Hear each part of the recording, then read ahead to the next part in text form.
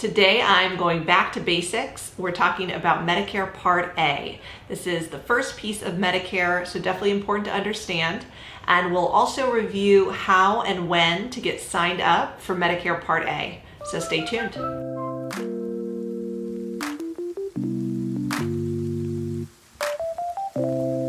Hi, my name is Stephanie Apt. I am a licensed insurance professional and Medicare specialist, and I create these videos to help folks all over the country to understand and navigate the world of Medicare.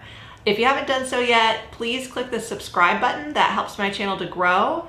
Click the like button and definitely leave questions and comments for me below. I always love hearing what you have to say. So today we're talking all about Medicare Part A.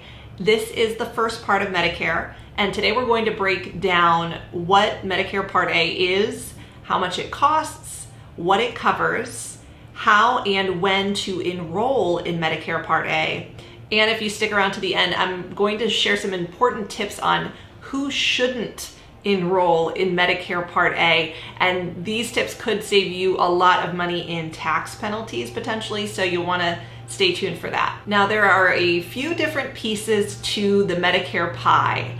There's Medicare Part A, Part B, Part C, Part D, and there's also Medigap, aka Medicare Supplement Insurance. This is not technically a part of Medicare, rather private supplemental insurance plans that fill in the gaps in Medicare A and B. For today's purposes, we're going to dive into Medicare Part A. This is the part of Medicare that's often referred to as your hospital coverage.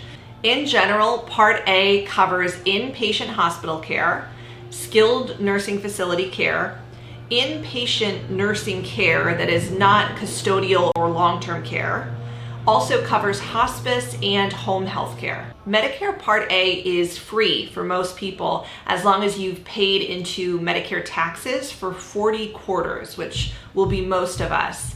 And if you haven't, you'll see premiums listed here on the screen for Part A if you have not met those quarters. But most people will pay $0 premium for Medicare Part A. If you are collecting Social Security benefits, then Medicare Part A is free and automatic for you when you turn 65. You don't need to enroll. It will be there for you effective the first day of the month, generally, that you turn 65. If you are not collecting Social Security benefits, then you will probably want to enroll in Medicare Part A when you're first eligible. And in a moment here, I'm going to show you exactly how and when to do that, as well as who should and shouldn't enroll in Medicare Part A. So we've already reviewed that Medicare Part A is free for most people, and we've talked about what it does cover. However, Medicare Part A does not cover all of your inpatient and hospital care at 100%. So if you have an inpatient hospital stay, you are responsible for the first $1,408 before your Part A benefits kick in. And this is a deductible that resets every 60-day benefit period. So if you have more than one hospital stay in a calendar year, you could have to pay this deductible multiple times.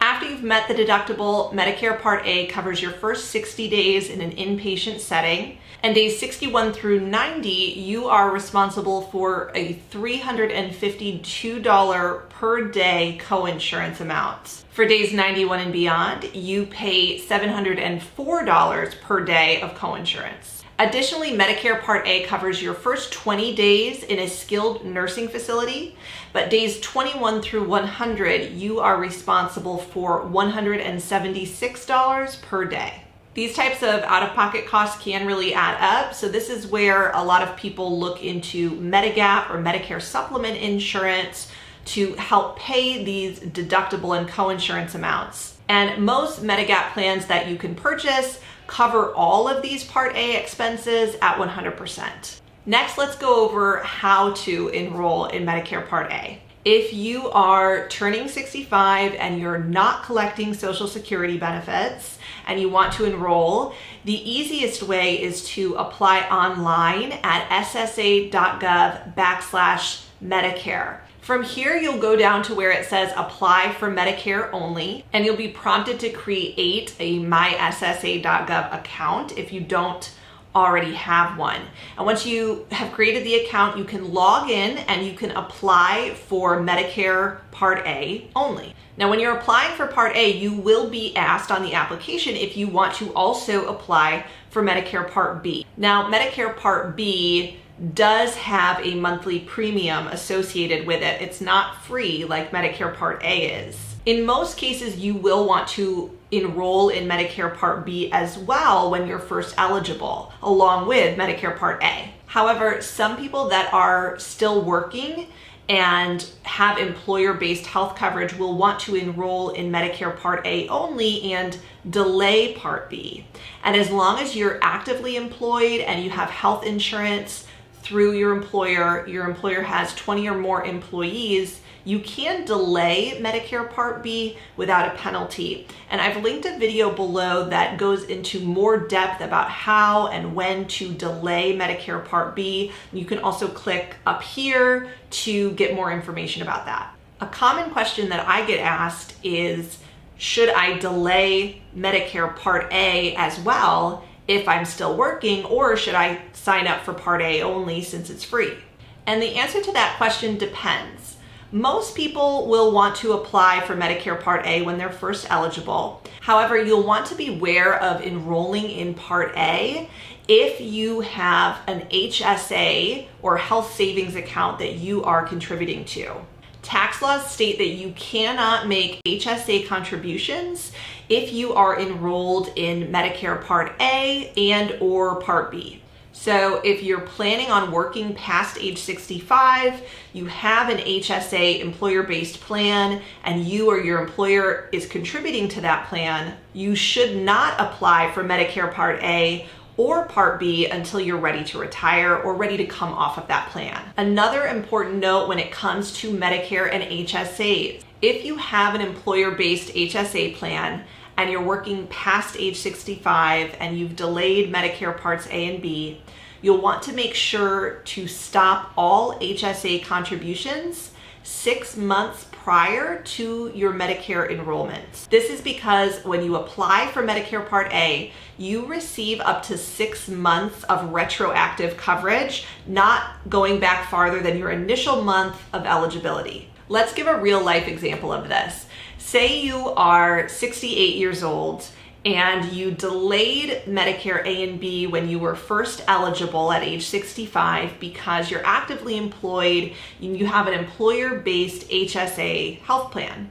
Now it's August and you are planning to retire this month and you want to go ahead and get signed up for Medicare to be effective September 1st.